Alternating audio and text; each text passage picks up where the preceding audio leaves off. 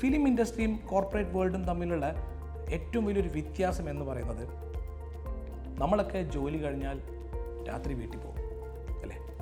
ഞാനും നിങ്ങളൊക്കെ ഒരു ഓഫീസ് സിസ്റ്റത്തിൽ വർക്ക് ചെയ്യുന്ന സമയത്ത് ജോലി കഴിഞ്ഞാൽ എല്ലാവരും വീട്ടിൽ പോകുന്നു.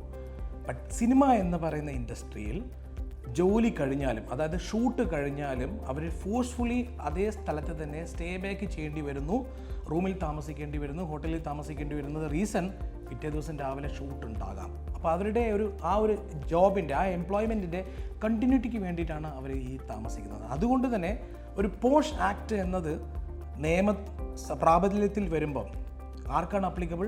ഒരു വർക്കിംഗ് വുമൺ, ഒരു ഓഫീസ് സിസ്റ്റത്തിൽ വർക്ക് ചെയ്യുന്ന വർക്കിംഗ് വുമണിന് ഇത് അപ്ലിക്കബിൾ ആണ്. ഈവൻ അവർ തിരിച്ച് വീട്ടിൽ പോകുന്ന ഒരാൾക്ക് തന്നെ ഇത് അപ്ലിക്കബിൾ ആകുമ്പം, ഇമാജിൻ ജോലിക്ക് വേണ്ടി ഒരു ഷൂട്ടിംഗ് കഴിഞ്ഞിട്ടും ജോലിക്ക് വേണ്ടി അതേ സ്ഥലത്ത് തന്നെ കണ്ടിന്യൂ ചെയ്ത് സ്റ്റേ ബാക്ക് ചെയ്യേണ്ട ഒരു വർക്കിംഗ് വുമണിന് പോഷ് ആക്ട് കുറച്ചും കൂടി സ്ട്രിഞ്ചൻ്റ് ആയിട്ട് തന്നെ പ്രൊവിഷൻ കൊണ്ടുവന്നിട്ട് ഫിലിം ഇൻഡസ്ട്രിക്ക് ഇത് അപ്ലിക്കബിൾ ആവേണ്ടി വരും. Fintaxman, the mentor your business needs.